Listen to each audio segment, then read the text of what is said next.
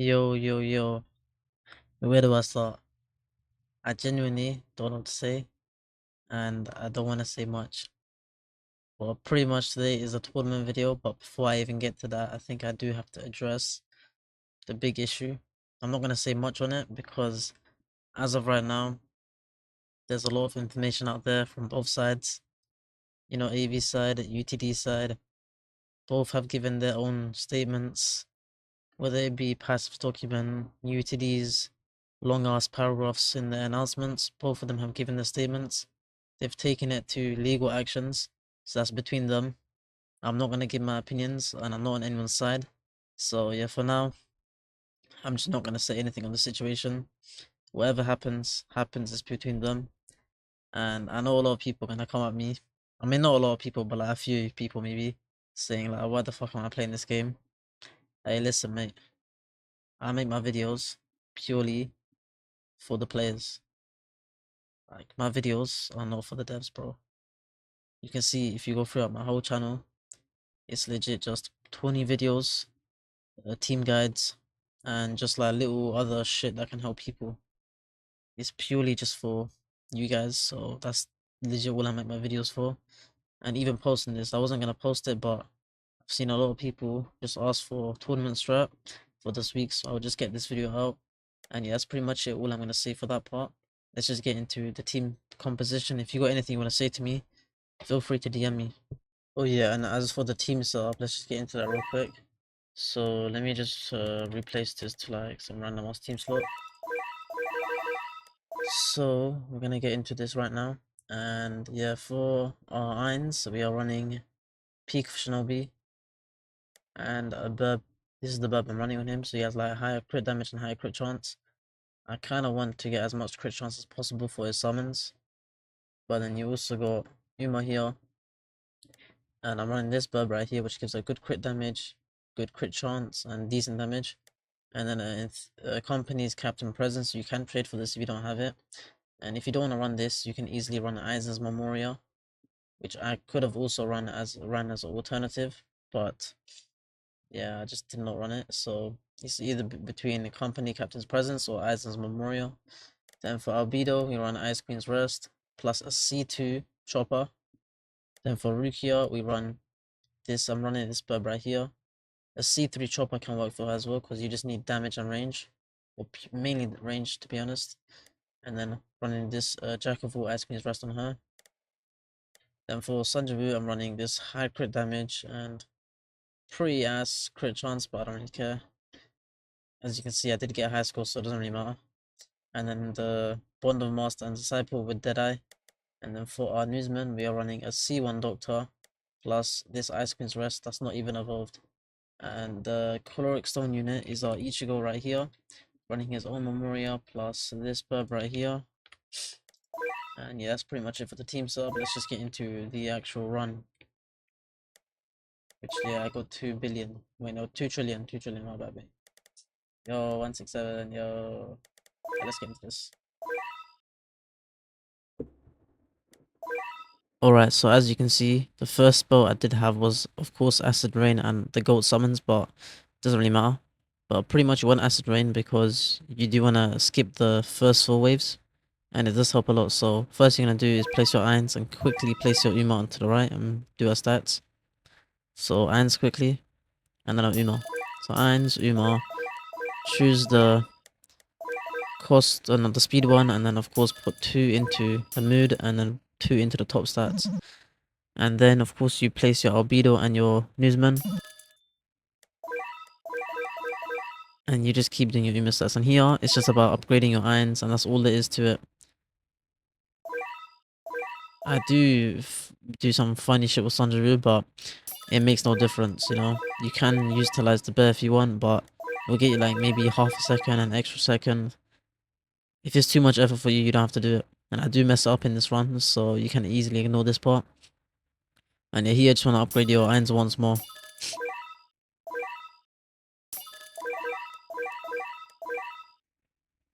And you just keep doing your Uma stats as well, it matters. And you want your Uma to of course be up by like wave 37, wave 38 latest, or wave 39 latest to be honest. And here I do sell all my units except for my Uma. And then I make sure to get my placements for all my newsmans correctly. Follow my placements exactly where I place. You can see the second newsman is not really touching the path. The reason for this is because I forgot what they're called. The Shadow Titans? I think that's what they're called. But yeah, the tall mobs, they have a fat hitbox, so if that second newsman is touching the path, he's gonna be pretty much not really hitting where you want him to hit.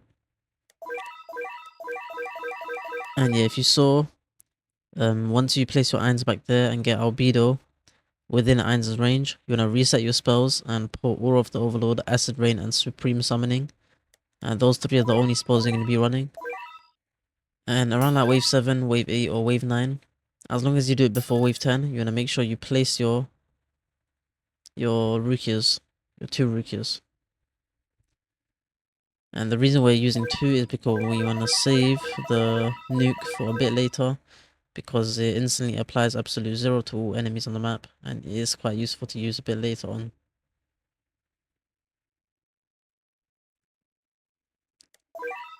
And yeah, you just want to keep doing your Uma stats, that's all that matters.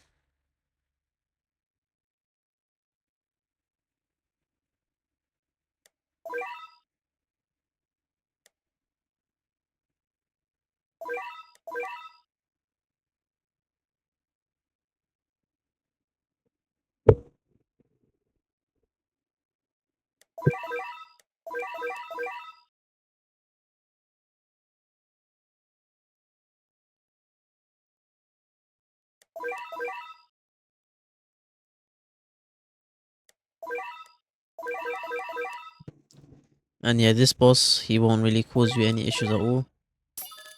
And he'll be very easy. But you can see at this point, I put 1 upgrade into the albedo that is next to my irons, and then I just pretty much auto upgrade the irons. I want him to get a 5% cost reduction from his Aura of the Overlord passive, which allows him to, of course, be 5% cheaper, so it allows us to save yen. That's what you do.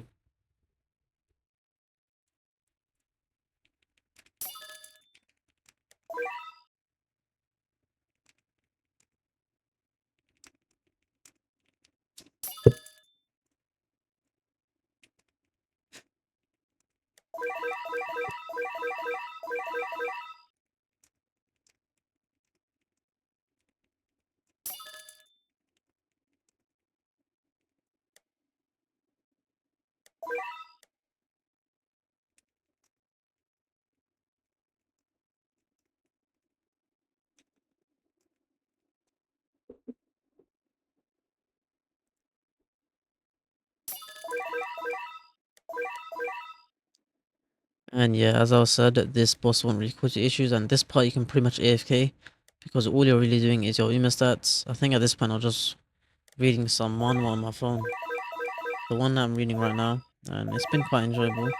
It's called The Build Up. It's a football one, and yeah, and it's pretty nice, you know. It's been a nice read. I'm like chapter like 100 some shit. But yeah, it's not too bad. If you guys got any like manhwas that you want to recommend, you know, just recommend them. I'll probably give them a read. And yeah, talk about them.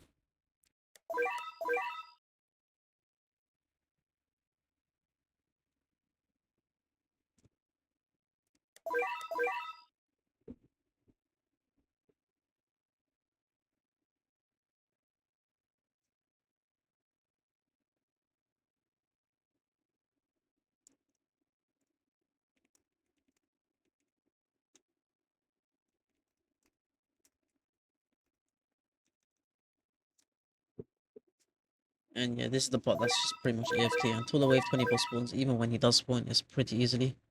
Pretty easily. Oh my days, English is not Englishing, but yeah, it's pretty easy.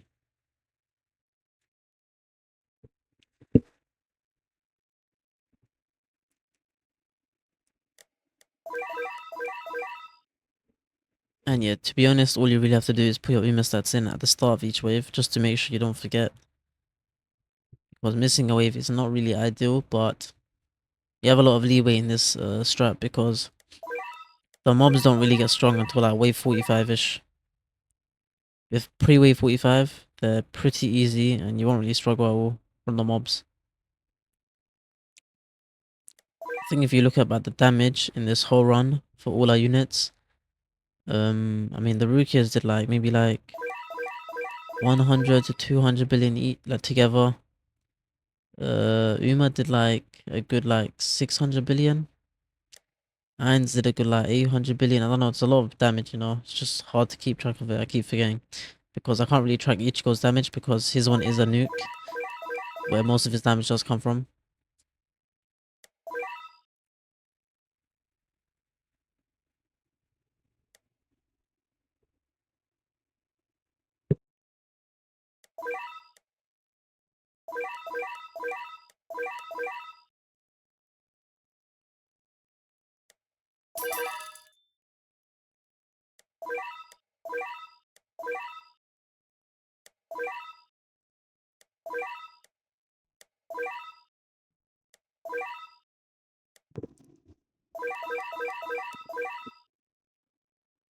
And yeah, as you can see, I haven't even maxed my irons, I'm pretty sure. I think I did max them later on when this boss did move slightly.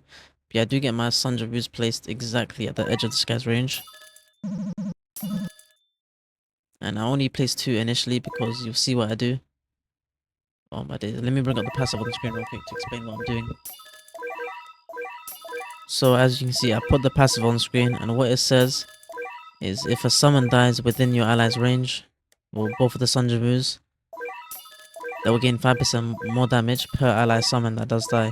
So when you spawn in a bear like this and then sell the Sanjaru, it counts as that bear dying and it allows that summon or damage increase to build up. And the reason we want to build his damage up is because the higher his damage number, the less mana he uses to summon a rise summon or yeah, just a rise summon. And once we do it 10 times, we spawn a bear 10 times and sell it, of course. That's when we can stop doing it and we can just auto rise them. Of course, the one Sanjiru won't really have that extra 50% damage, but giving the other two that extra 50% damage is, I want to say, like vital, but it's a big help, you know what I mean?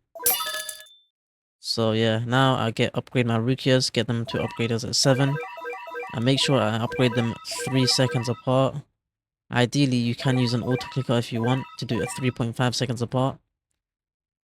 And yeah, I place my Ichigo here within the Ainz's range. And I make sure his unit VFX, the little fire icon, is turned off on him. The same goes for my Rukia as well. You want those two to have the fire icons turned off.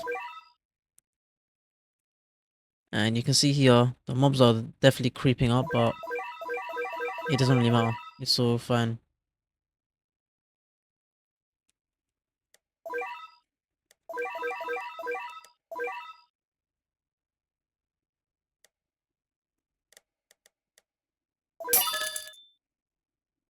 And here, what I do is I don't really upgrade my Uma to max upgrade. I get to slightly a bit more.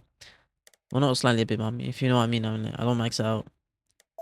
And I do it in after I get these cost reductions in. That's when I do max it, and I put all my money into Ichigo, making sure he has that 0.95x on his upgrade cost. And I set him to bosses. And same with all my newsmans. I make sure to set the bosses because I want them to slow the berserker that does spawn.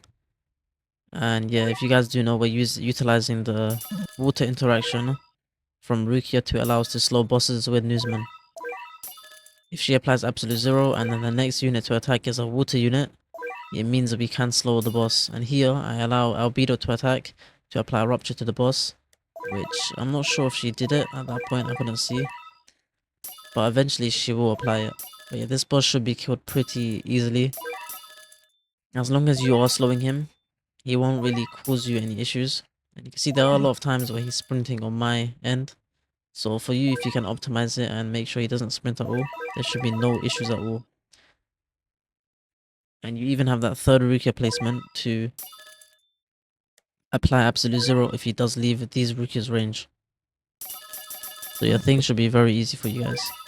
So here I'm just spam replacing my newsman, making sure I get the slow going, and I do upgrade my Vanguard Sanjaru at the back because I do need to get the 1 and he gets damage start up, so I get them to upgrade 10 ideally. And you can see we are slowing this guy. And since he does take a lot of damage, I do not follow him anymore. Because you'll see here, he takes a lot of damage. So I choose not to follow him, and I'm like, he can die, so I'll save the Rukia placement. But if you are struggling, you place Rukia and then you instantly place your newsman. That's how you slow this boss, and that's how you will do it for most of the bosses. But since he took a lot of damage, I was sure he's gonna die, so I just let him die. And he did die. So, that boss is very easy. You can see there's a lot of times where he's sprinting, so if you make him not sprint at all, he won't really kill you.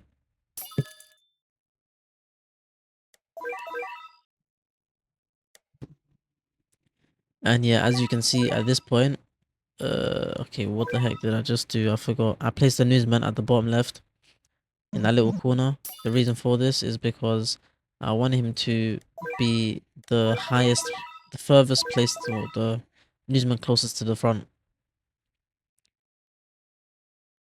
So I get one upgrade onto that albedo, and then I max this newsman out so he has that 5% cost reduction from the albedo being upgraded. And then I can replace the two newsmans at the front, which is ideally what I wanted to do. And I place the newsman back here, set to last. And then I can move this newsman to a more ideal spot, which is exactly near the Rukia over there. And there you go, those are the ideal placements at this point. And then I place albedo here, so she's next to my Uma. And the reason for this is because if Uma and albedo are attacking the same enemy, Uma does more damage, or 10% more, I think. I'm pretty sure it's 10%. So it's just the extra 10%, it does help slightly. Nothing crazy, but you know, 10% damage is 10% more damage, you can't really hate. And here I upgrade the second Vanguard Sanjuru that I did place initially to upgrade 10.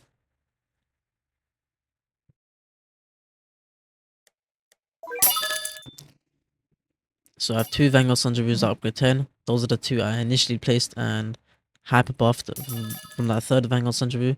And then here I auto upgrade this newsman right here because I do want him to become maxed out. And the main reason for that is because, of course, he is placed in a pretty good spot, so his cone does cover a lot of enemies. And this boss, the main way you're going to slow it is just utilizing newsman, your extra newsman placement, and you set that albedo, who's closest to Uma, to bosses, and things should be fine. You just want to make sure you keep slowing it, roughly counting every 15 seconds, because every 20 seconds that's when the slow does expire. So just do it roughly like every 15 seconds, 18 seconds, just to make sure you get that consistently going. If you just keep applying the slow, hopefully it does keep applying, because it is a fast boss, you know, so it'll start sprinting on your ass and you're kind of cooked. You see, look, even letting it sprint slightly is kind of annoying, and here it was sprinting a long time, but it did get slowed eventually, and you have a lot of summons to kill it off. And yeah, this is where the mobs do get slightly more tankier. I do upgrade that newsman at the back, or at the middle top, to upgrade 2. And I place my other newsman here, just keeping getting the slows on. That's all that matters, just keep slowing and keep slowing.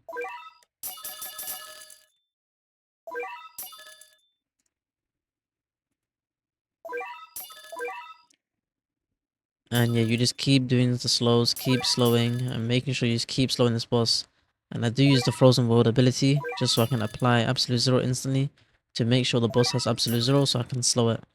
And for some reason, it did not really work ideally, but since the boss took a lot of damage from the summons and the goat summon, it was so easy to kill off. So now here, it's just all about utilizing your newsman to slow these mobs.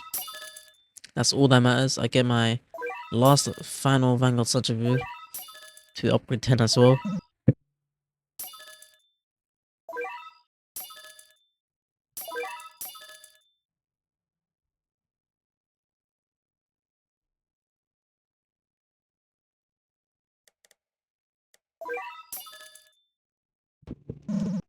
And yeah, here at this point, I'm just putting upgrades into my Rukias. You can either do it one by one or just put it into one main focus Rukia and just keep slowing these mobs. You're gonna make sure you're attacking them with Newsman as consistently as you can, because Newsman is applying a 30% amp in bubbled for you guys, so that does help a lot. And of course he is applying a burn to the enemies, which allows Uma to do 30% more damage to them. That's if you are running the same Memoria as me. If you are running Aizen's Memoria, you want to make sure you keep slowing the enemies, so Ume can do that 30% more if they are slowed. And here it's just about surviving until the boss spawns. You want to make sure you survive as long as you can. Just keep slowing. Spam replacing not your newsman, and just keep slowing. That's all that matters. And here and there, get your upgrades into your Rukias.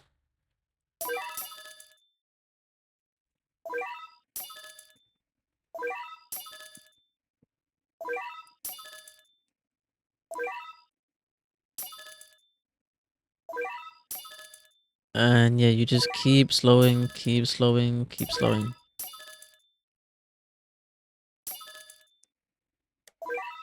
And as soon as the boss spawns, you want to make sure you try to slow it. Once it is slowed, you just go back to the mobs at the back and you focus these guys.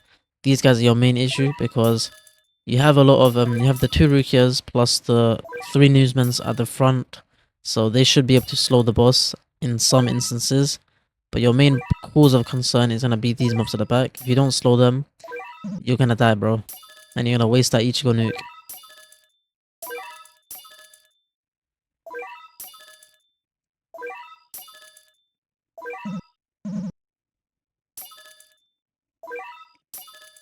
So yeah, that's all that matters, you know. Just keep slowing, keep slowing, keep slowing. And in some instances, you'll see the boss start sprinting. I do try to get slows on it, but it is kind of annoying because the hitboxes of these tall mobs are very annoying, and it does mess up your attack targeting for your newsmans when you do place them, especially in that bend at the front. And yeah, here it's just about slowing and slowing and slowing. And you can see, even though this Lilia right here was sprinting for so long, it did not even affect the run. I was still able to get off what I wanted to get off in terms of like the full run.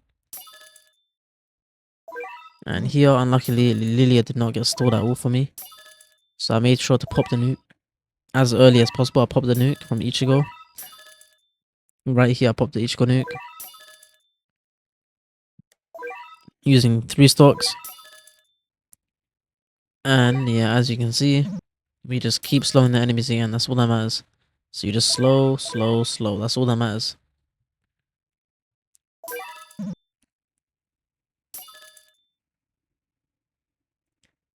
And yes, that's pretty much it for the strat. You just slow them as long as you can. And then as soon as Iron's nuke, I mean, you just use Iron's nuke at 5 seconds left. So yeah, I'll put that on screen.